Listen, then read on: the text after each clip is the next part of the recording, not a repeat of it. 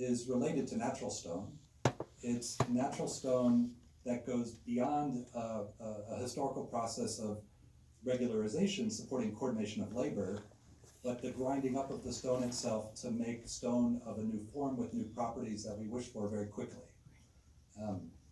which we're familiar with now. And we're surrounded and comfortable with operating inside artificial stone systems all the time. So could you imagine, for example, ever getting a mature oak tree, not in 72 years, but in 72 hours? How would you begin to think about that? Well, one traditional biological lineage land approach would be you're going to add a whole bunch of morphogens and accelerants to get it to grow faster. But the lesson of artificial stone might be you grind up a tree and remake a tree, maybe in partnership with some mushrooms and some other things that get figured out along the way. It also implies two other things. One, that we don't have to change the fundamental molecules of the biology very much to make new things, but also that we can make entirely new artifacts. It's very hard to conceptualize what a new artifact is in biology besides a derivative artifact, making version 2 of something, making a minimum form of something. But we're now at a point where I can offer the undergraduate classes 10 million base pairs of DNA synthesis for a semester-based course. That's enough to encode yeast. We're within striking distance of getting to 100 million base pairs of DNA synthesis for the student projects. That's a fly or a worm. What else could you make at that scale? I don't know. I don't know how to think about organisms without constraint to lineage. I'll end with just one provocation, which is old in a way, but meant to relate something about what I'll call urgency. I think there is this opportunity to consider a construction of an operating system for a culture, if you will, and it's very hard to have that conversation. I think the Berggren program is the only thing I've encountered that's not just the connection of art, science, and engineering, but also philosophy and humanity, literally, which is completely improbable and not seen anywhere else. So here's the last slide from me. This is the final exam from Introduction to Bioengineering at Stanford 4 years ago. It's a course I teach in the spring. And we're very generous with our grading. If you put your name on the test, you get 2 points. And so here's the first question. Just bear with me. It's trying to give you a sense of pacing.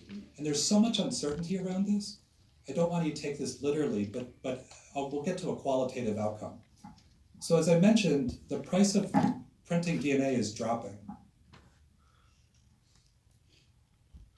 Just look at that. The price of printing DNA is dropping by about a factor of 2 every other year. And we have another trend, which isn't a good one.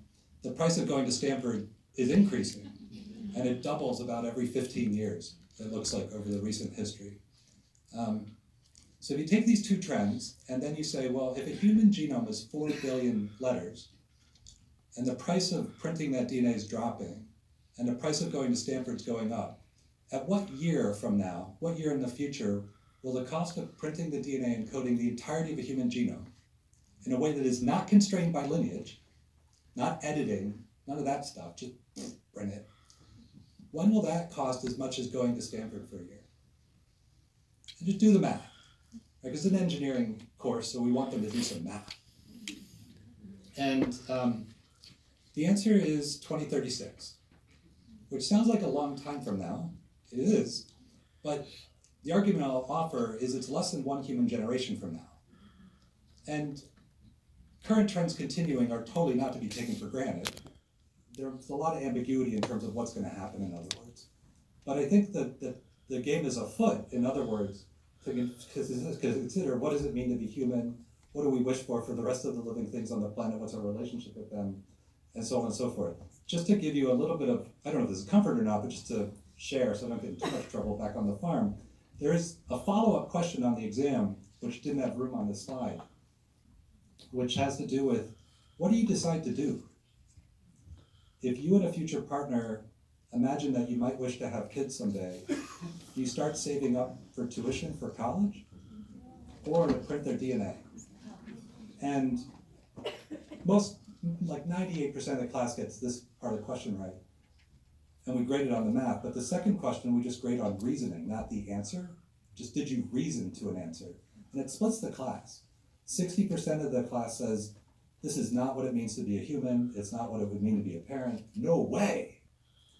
And 40% of the class say Stanford's overrated, cost-basis education is gonna change, Khan Academy 12.0 will be there. And if there's any chance I can secure an advantage into my lineage, ironically, into my lineage, then I wanna get that option. Thank you, Agnes.